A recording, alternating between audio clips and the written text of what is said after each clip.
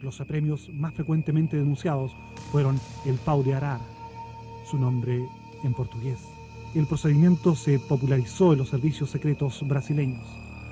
Amarrada y suspendida de una barra de metal o madera, la persona recibe descargas eléctricas. La picana consiste en la introducción de un palo en el ano de la víctima. Una derivación de esto es la inyección de agua a presión por los orificios naturales del cuerpo. El submarino corresponde al sumergimiento del individuo en una bañera o en un barril llenos con agua o excrementos. El submarino seco se llama la asfixia con una bolsa plástica amarrada al cuello de la víctima. Tal vez la tortura más conocida en Chile es la parrilla. Golpes eléctricos son aplicados a una persona amarrada a un catre metálico. Un procedimiento menos refinado es el teléfono. Violentas palmadas simultáneas son aplicadas sobre los oídos de las víctimas. Otras torturas utilizadas han sido el sumergimiento del interrogado en una tina con agua y hielo, o los golpes con bolsas de arena, las quemaduras con cigarrillos, la introducción de agujas en las uñas, la violación y los ultrajes sexuales, ya sea por los mismos torturadores o empleando perros y otros animales. Objetivos de la tortura son aislar al sujeto, hacer sentir su indefensión, quebrantar su voluntad, reducir su autoestima y, en definitiva, hacerlo colaborar entregando la información pedida por sus captores. Nos amarraban a una silla y pateaban la silla, nos caíamos, en fin, y que confesáramos cosas que eran inconfesables porque eran mentiras. Querían que yo dijera dónde había escondido en unos barcos todos los antibióticos de La Serena y Coquimbo, para los hospitales clandestinos, cosas así, pero increíbles. Y entonces como me negaba a ello, Krasnov da la orden de ablandarla. Entonces en ese momento me llevan a el lugar de tortura y empieza de inmediato la tortura. Me hacen desnudarme, que es, yo diría, lo más impactante casi para las mujeres, ¿no? Porque la DINA fundamentalmente, digamos, agrede a las mujeres a través de lo que es su cuerpo, su sexualidad y su Después los pegaron, los tuvieron en la muralla ahí. Después un teniente dijo, ¿saben que nosotros somos criminales? Dijo, ¿saben lo que le va a suceder? A ustedes los vamos a matar, lo dijo. Los vamos a llevarlo a una barricada y los vamos a matarlo ahí, los vamos a dar por muertos y después vamos a decir que la misma gente los matan a ustedes. Entonces la gente va a estar en contra del pueblo, de ellos mismos, y va a estar a favor del gobierno. Un teniente de bigote.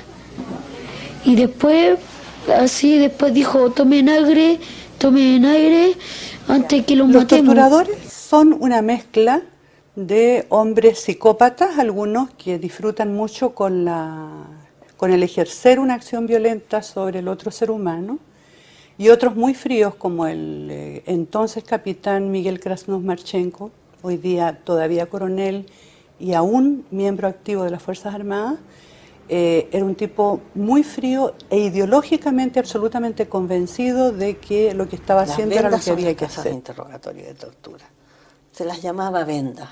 Había una venda sexy, donde se cometía toda clase de tropelías de tipo sexual, donde estaban las muchachas sentadas, arrinconadas contra la pared en una pieza, y había un tipo que les pasaba un pene erecto por la cara, vendadas.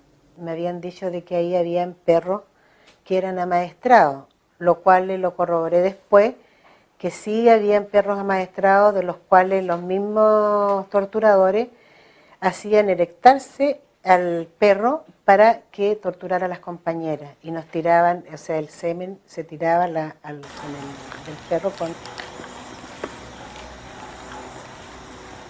La torre era un lugar donde íbamos los que iban a morir, ¿no?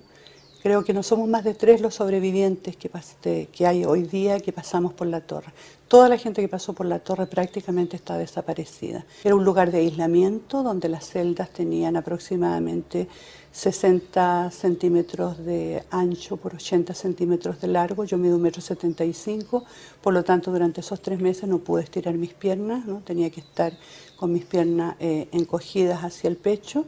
Y eran celdas que no tenían puerta, ni tenían ninguna ventilación ni ventana, solamente tenían un orificio tipo puertecita para conejos, donde tú tenías que entrar y salir reptando.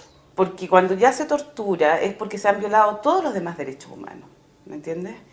Y la verdad es que además, cuando se habla de la tortura como elemento de violación de los derechos humanos, se restringe la violación a un número muy pequeño de personas. No sé si me entiende, aunque hayan sido miles. Pero la verdad es que aquí hubo todo un pueblo afectado, ¿ya? Y los derechos se violaron, los derechos de ese pueblo se violaron mucho antes, o mis derechos se violaron mucho antes de que yo fuera detenida. A mí en la Villa Grimaldi me tocó ver cosas bien terribles en los otros. Me tocó ver la muerte lenta de Sedomir Lausic, que era un joven puntarenense del extremo sur del país, que tenía 21 años, era un técnico agrícola, y a él lo mataron lentamente a cadenazos. Nosotros vimos esa mole de hombre que tenía 1,90 m, que tenía una corpulencia impresionante, que tenía un estado físico como lo puede tener un muchacho atleta de 21 años, que no moría jamás, ¿no? Y sus estertores cada vez iban siendo, digamos, más profundos, más roncos, y cada vez, digamos, que esa cadena se topaba con la carne, con su espalda, con su cabeza, con sus nalgas, con sus piernas, cada vez, digamos, sonaban menos las cadenas, ¿no? Porque se iba, digamos, ampliando esa masa. Y en ese momento, el acto de amor más grande que uno podía tener hacia él era desearle que muriera rápidamente, que terminara eso, que no siguiera esa agonía que a lo mejor duró 3 horas, pero que a mí me pareció infinita.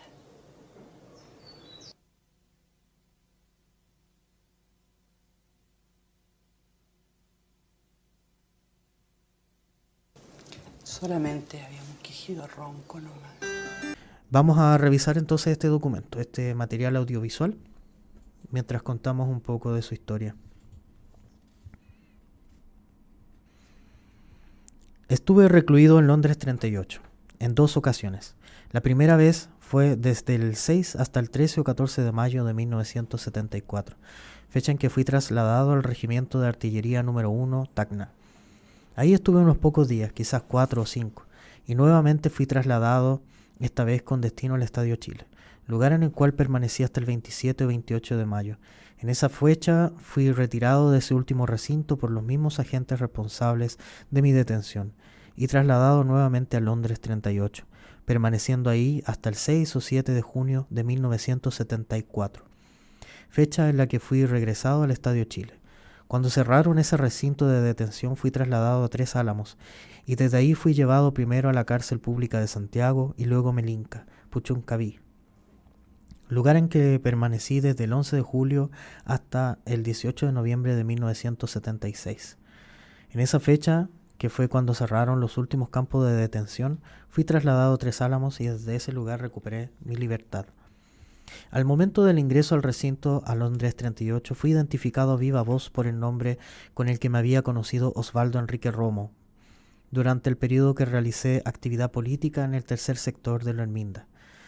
La recepción consistió en una golpiza de puños y pies, acompañada por amenazas e insultos, por parte de varios individuos a los que no pude identificar por encontrarme en ese momento con la vista vendada. Posteriormente fui ingresado a una especie de oficina administrativa, en donde alguien realizó el registro de mis datos personales. Los agentes aprehensores me entregaron a los agentes encargados de la recepción, además de la vigilancia y la entrega de prisioneros en la planta inferior del recinto de Londres 38, lugar en el que permanecí